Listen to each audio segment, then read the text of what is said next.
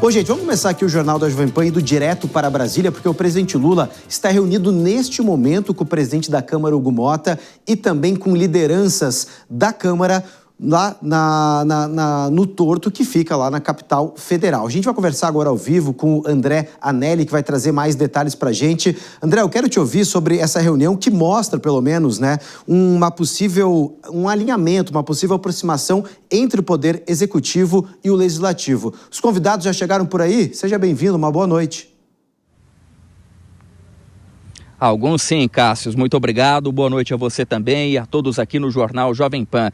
A gente registrou agora há pouco, por esse local aqui atrás de mim, a chegada do presidente da Câmara dos Deputados, Hugo Motta. Antes dele, chegaram aqui alguns ministros, a exemplo de Gleisi Hoffmann, das Relações Institucionais, e também Sidônio Palmeira, da Comunicação Social. Existe a expectativa de que outros parlamentares acabem chegando também. Quem chegou agora há pouco ainda, fazendo mais uma confirmação, foi Lindbergh Farias, ele que recentemente, conforme a gente noticiou aqui no Jornal Jovem Pan, deixou a liderança do PT na Câmara dos Deputados por uma questão de regimento interno, e agora quem assume esse cargo é Pedro Uczai.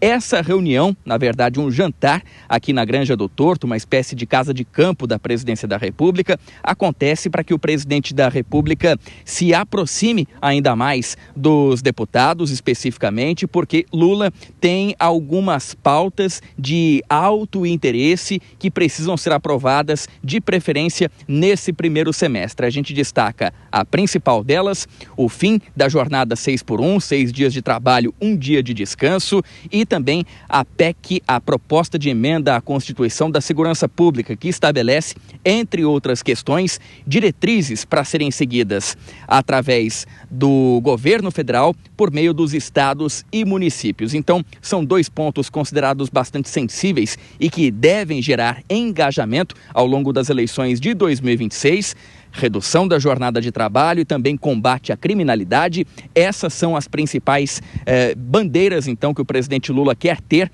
para as eleições de 2026, se juntando a outras que ele acabou conseguindo ao longo dos últimos anos com o apoio do Congresso Nacional. A exemplo de aumento da faixa de isenção do imposto de renda para quem ganha até R$5 mil mensais, e também questões relacionadas à reforma tributária, que já era negociada há mais de 2 décadas. Essas 2 pautas servirão como as principais bandeiras da campanha do presidente Lula em 2026, e a expectativa é que as outras 2 bandeiras, então, redução da jornada de trabalho e combate à criminalidade por meio da PEC, se juntem a essas para fortalecer ainda mais a candidatura do presidente da República. Chove nesse momento aqui em Brasília, mas mesmo assim a reunião segue em andamento, com alguns parlamentares ainda por chegar. A grande maioria já chegou e a gente vai acompanhando essa reunião ao longo dessa edição do Jornal Jovem Pan, destacando por fim, né, Cássius, você que acompanha aqui ao Jornal Jovem Pan, que uma reunião semelhante a essa também deve ser realizada nos próximos dias, com os senadores também com o mesmo intuito de fortalecer a articulação com o Congresso Nacional. Cássius. Perfeito, André. Obrigado pelas informações. Qualquer novidade, movimentação por aí, a gente volta a conversar ao vivo, porque agora eu quero chamar aqui os nossos comentaristas, a Dora Kramer e também o Cristiano Vilela, para a gente debater um pouquinho mais, porque o André trouxe muitas informações e nessa mesa desse jantar há muitas pautas, há um cardápio, né, de pautas que interessam ambos os lados, tanto a parte do governo como também aí, né, dos próprios deputados. Dora, quero te ouvir. Realmente você acredita que esse jantar é uma sinalização, ou pelo menos, né, é um gesto de distensionamento político, ainda mais se tratando de um ano eleitoral? Boa noite, Cássio. Você sempre esquece de me dar boa noite. Perdão, então, perdão. É que a gente está se falando já o dia inteiro, entendeu? Então eu acabo esquecendo, mas perdão. Deixa comigo que eu dou boa noite. Aí dou boa noite para o Vilela, dou boa noite para a Denise, que ainda vai entrar, e dou boa noite para todo mundo que está aqui acompanhando a gente no Jornal Jovem Pan e vai ficar com a gente até às 10. Olha só, Cássio, sinalização é, gesto é, tudo de boa vontade. Agora, o que isso, uma aproximação, sem dúvida. Agora, o que isso vai resultar na prática já num ano eleitoral, que é meio tarde. Vamos combinar, a gente viu que todo o tempo a reclamação de deputados era essa, que Lula estava diferente desse terceiro mandato, que no primeiro mandato ele fazia essas conversas, recebia o pessoal na Granja do Torto, fazia jogo de futebol, fazia churrasco, e isso não aconteceu. Ele passou o primeiro ano dedicado a cuidar de guerra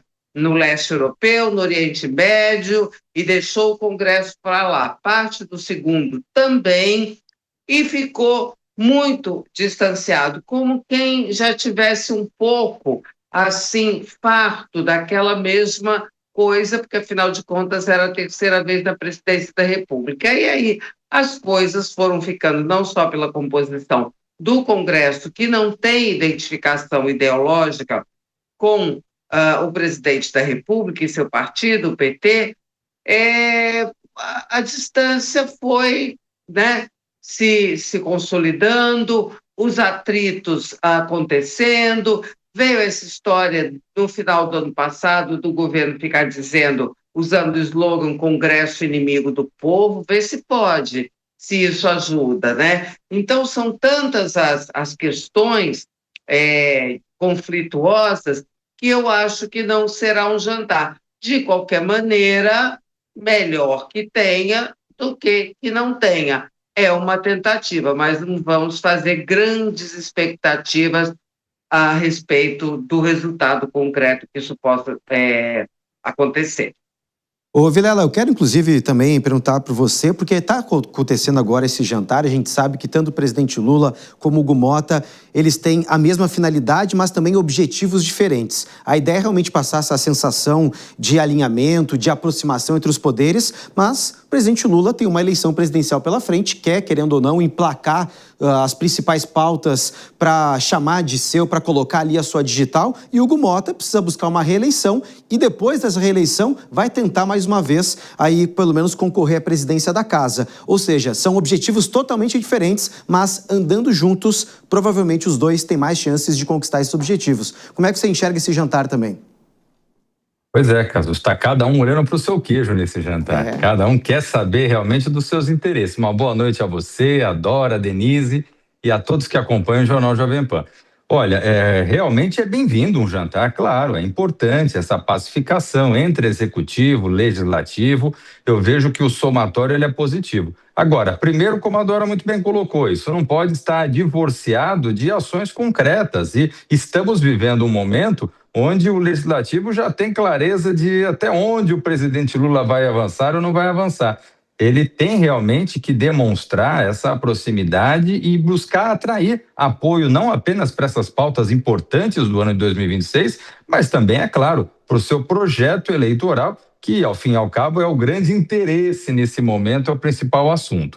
E não podemos esquecer que também estamos aí num momento sensível em relação ao parlamento, né? Tivemos aí a aprovação desse penduricalho, desse grande penduricalho com aumento de remuneração que extrapola teto, enfim, algo que coloca o governo numa saia justa, o governo já dizendo que não sabia de nada, não é comigo, enfim, algo que seguramente será pauta dessa reunião e que fará com que o presidente tenha que tomar uma decisão, ou veta, ou aprova, vou ficar bem com o parlamento, vou ficar bem com a opinião pública. Então, realmente é um momento que não é fácil, mas o presidente Lula é a pessoa mais jeitosa para esse tipo de diálogo mesmo num momento como esse. Ô Dorinha, inclusive a gente não sabe, né, qual será o cardápio da comida, o que será servido para o Hugo Motta e também para as lideranças, mas a gente só tem uma ideia do cardápio de informações, né, de pautas que vão ser debatidas, que tem interesse de ambos os lados. De sobremesa, a torta de climão está afastado, a gente está vendo esse clima amigável desde essa retomada dos trabalhos, né?